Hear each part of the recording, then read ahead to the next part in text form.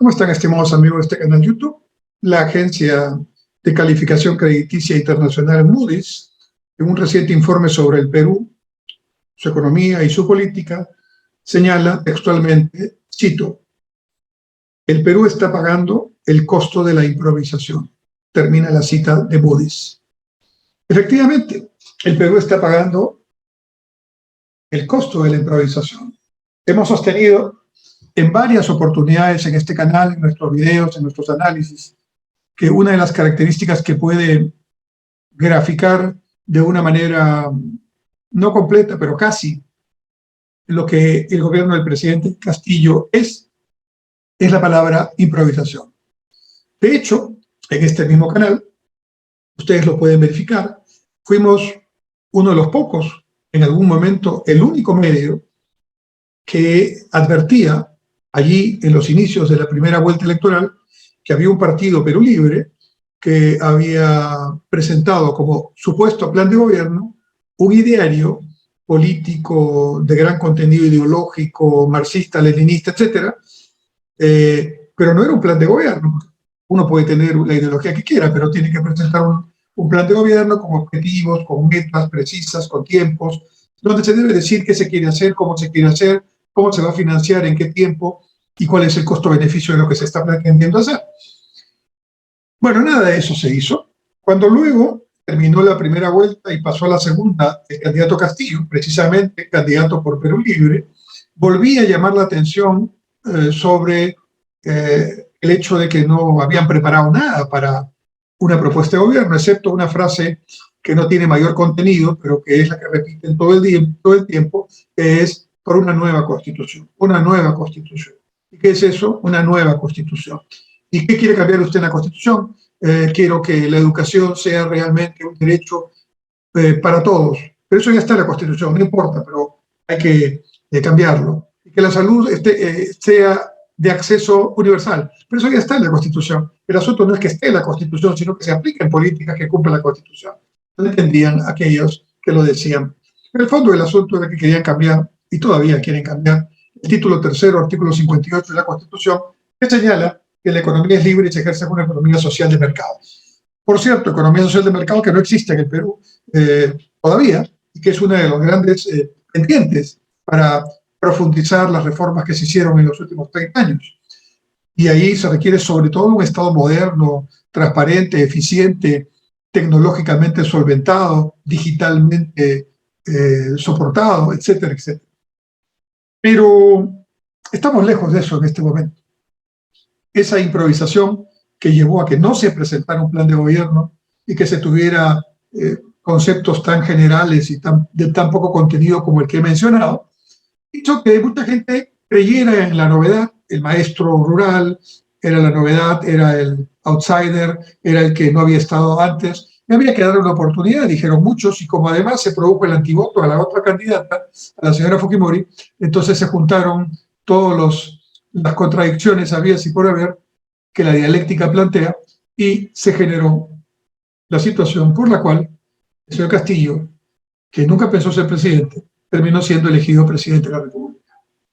Realmente, con los votos de los peruanos, de muchos peruanos, pero así como les cuento, de esta forma, y por esa correlación de fuerzas y esas circunstancias tan especiales. Pero la improvisación ya estaba anunciada. De pronto empieza el discurso inaugural en el Congreso de la República el 28 de julio y se hacen muy pocos anuncios.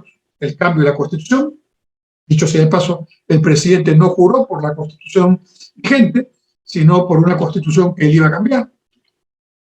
Y se empiezan a notar ya los problemas de la aplicación de lo que no había en ningún documento, menos en el pensamiento de quienes asumían el poder.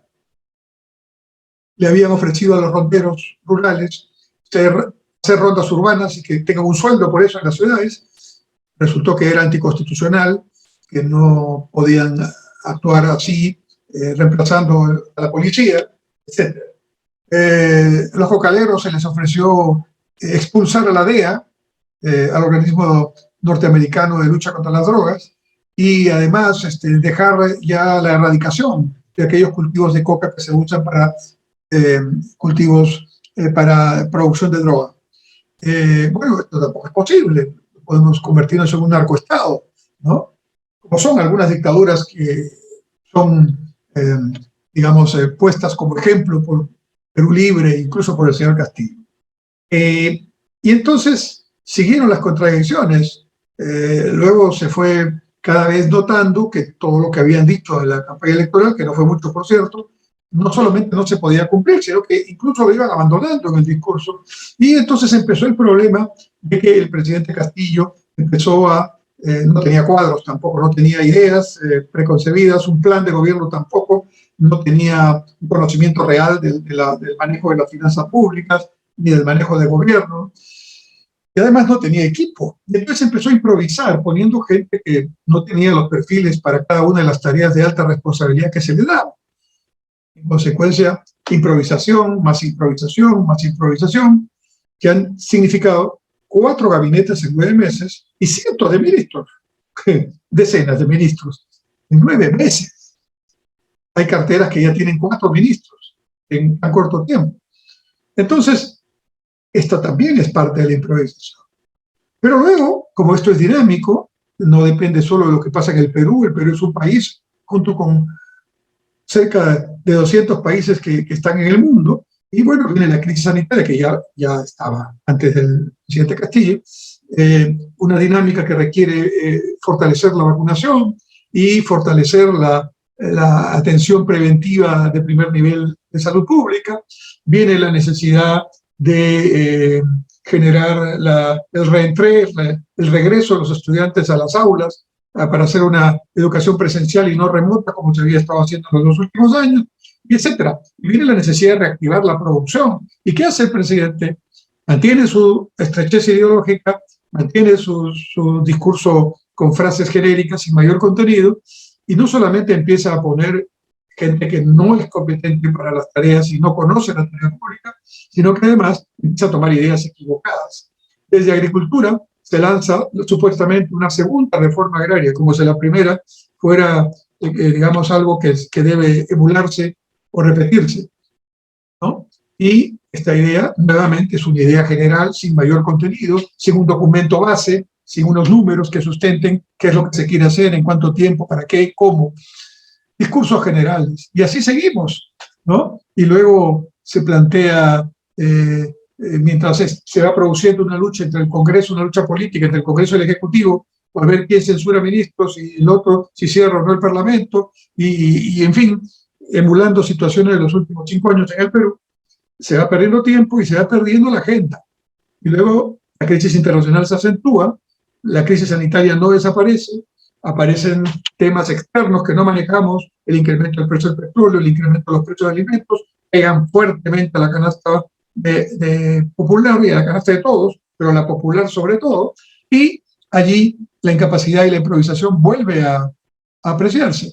En lugar de generar bonos directos para población focalizada, se empiezan a desmontar impuestos, que luego va a ser muy difícil volver a montar cuando se recuperen las condiciones de precios internacionales y baje la inflación, que también es otro problema que hoy tenemos, y se mantiene, eso sí, de manera muy coherente a lo largo de todos estos 9 meses y en la campaña electoral previa, un discurso anti-inversión privada, un discurso anti-empresas extranjeras, un discurso verdaderamente que lo que ha logrado es que la inversión privada sea 0% de crecimiento estimado por el Banco Central en el 2022 y menos 9% de decrecimiento en el mismo año por entidades privadas.